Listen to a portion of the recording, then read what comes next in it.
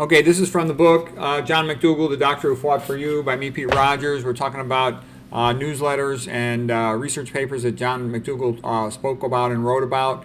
One of the things he talks about is soy protein isolate. Now, soy protein isolate is not the same thing as soy. It's an isolated form of the protein. It's not like a whole food of soy. Don't get me wrong, I think soy is a bad food in general, but when you isolate components of it, then it's significantly worse. Okay, so Dr. Mcdougall was saying that soy protein isolate will likely increase the risk of kidney stones. Soy protein isolate also increases insulin-like growth factor type 1, so it might increase the risk of cancer. Soy protein is a common ingredient in processed foods. For example, eating soy protein bars will increase insulin-like growth factor 1 and will lead to more calcium in the urine. That's one of the major pitfalls of animal protein and soy protein. ILGF, insulin-like growth factor, increasing bone mass, but meat and soy protein isolate they produce a big acid load on the body that counteracts the ILGF effect, and it can also have other negative consequences of increasing the risk of cancer. In general, when ILGF is increased, it tends to accelerate the growth of cancer because it's like a growth factor. It's like an activation of mTOR type effect. Okay, isolated soy protein causes the body to excrete calcium, and this appears to increase the risk of osteoporosis. Okay, anytime you isolate a protein too, you're going to have more free glutamate, which I don't like as well. Foods that increase insulin-like growth factor are usually also high in acid and high in protein. The net effect of foods that increase insulin-like growth factor is that they usually increase the risk of bone loss, kidney stones, and cancer. Thomas Addis was the researcher who showed this.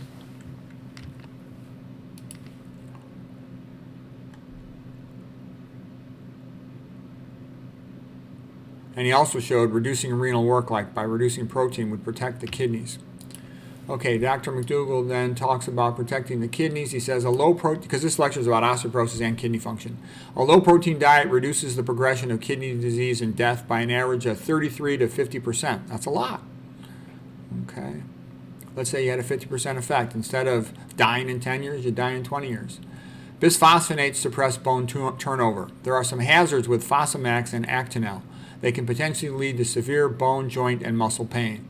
They can lead to decreased fracture healing. In the long run, over 7 years, they can potentially lead to more fractures. This is sometimes called bone necrosis or osteonecrosis, from the Mcdougall newsletter in 2005. You can get all these newsletters at Dr. Mcdougall's website, drmcdougall.com. Any of his videos, you can watch them at his YouTube channel, Dr. Mcdougall Medical Center. Hip fractures also tend to be hip fractures tend to be the worst of the osteoporosis fractures. Osteoporotic spinal fractures can also be a big problem for patients. Hormonal replacement therapy is not good for preventing osteoporosis fractures. In order to prevent one hip fracture, you would need to treat 10,000 patients for 2.8 years. The best way to prevent osteoporosis is to eat a healthy diet and to exercise. If one of my patients had an abnormal bone mineral density, I would tell her to delay accepting drug treatment. I would tell her to eat a healthy diet and to exercise, and then she could repeat the bone mineral density test in about 2 or 3 years. Cow's milk does not prevent osteoporosis. The purpose of cow's milk is to help a calf to grow quickly. Cow's milk is high in insulin-like growth factor type 1. Hormonal replacement therapy has only had a small effect on fracture risk reduction in women. About 3,100 women must be treated to lead to one less fracture annually, and you can bet all those women had side effects. Okay, other problems with dairy. It increases the risk of type 1 diabetes. It slows down gut peristalsis, so you get constipation. It lacks vitamin C. It's high calorie, high fat food, and it's also so it's associated with obesity, diabetes, heart disease, heart attacks, and stroke. It's highly allergenic. It's associated with autoimmune diseases besides type 1 diabetes, also multiple sclerosis. Dairy can contain environmental contaminants associated with increased risk of Parkinson's disease and brain damage. Yeah, and dairy's, it's bad. It's increased risk of prostate cancer. Dairy is associated with increased risk of some forms of cancer. Dairy can contain a variety of microbes, including E. coli, mad cow, bovine leukemia virus.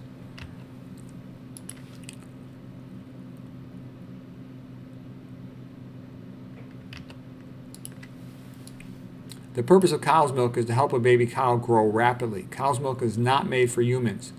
The only good food for infants is human breast milk. It's from the Dr. Mcdougall newsletter, January 2004. And he felt that formula bottle feeding causes infant brain damage. He thought it was a really bad idea. Human breast milk has 5% of calories from protein. That's all a baby needs. So only 5%. Actually, I've looked at different articles say 6%, but 5 to 6%.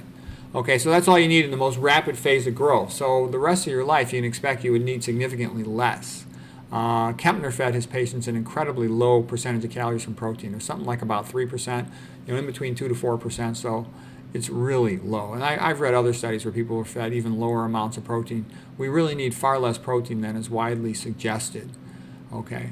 And like I said, if that's the most you need in the rapidest growing phase of your life, you know for sure it's going to be less. And it's hard, to get your protein down to 5%. It takes a lot of effort. Fruits are pretty low in protein. Beans are really high in protein. Animal foods are sky high in protein. A baby should be breastfed. Some of these baby formulas are toxic. A woman should eat a healthy diet before pregnancy and during pregnancy. The mother's diet is important because it affects her milk. Beginning around 6 months, a baby can eat solid food. A baby should not eat a low-fat diet. Human breast milk is about 50% fat. After being in terms of calories, 50% of calories from fat. After being weaned from human breast milk, a baby can eat nuts and seeds if it's okay with the pediatrician. It seemed to me that Dr. Mcdougall believed that babies be breastfed for at least 6 months if possible. The higher a woman's dietary calcium intake, the higher her risk of fractures. For example, it's the Western countries with high intakes of calcium, like Denmark, United Kingdom, USA, that have the high rates of fractures. It's not the populations that don't have all this milk.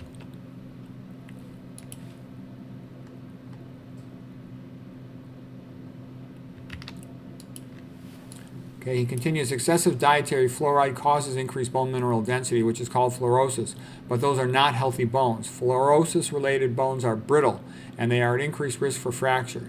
Thus, fluorosis causes increased density of bones, but the fluorosis bones are at increased risk for fracture. And that makes you wonder, a lot of Americans are drinking municipal tap water with fluoride in it, and that has an effect on the spine. And is that going to paradoxically increase their bone density, but not in a useful way? I would bet that it does, because I think it's related to bridging osteophytes of the spine that look very much like DISH, diffuse idiopathic skeletal hyperostosis. So that's going to make the spine more dense, but it's not going to improve it. Okay, endemic fluorosis is a really big problem in India.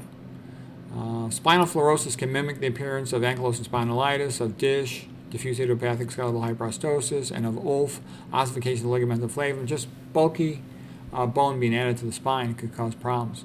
So here's a Dr. Mcdougall, I think it was a newsletter, and a YouTube video, How is Milk Going to Make You Blind?, where he disputes major medical treatments, osteoporosis and broken bone business. Okay. And then the newsletter, June 2007, How to Save Your Kidneys, had some additional information on these topics.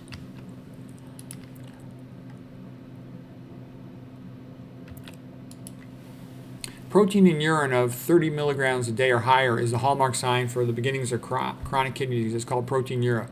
Over 300 milligrams per day is serious kidney disease. In general, the more protein you're losing in the urine, the worse the kidney disease.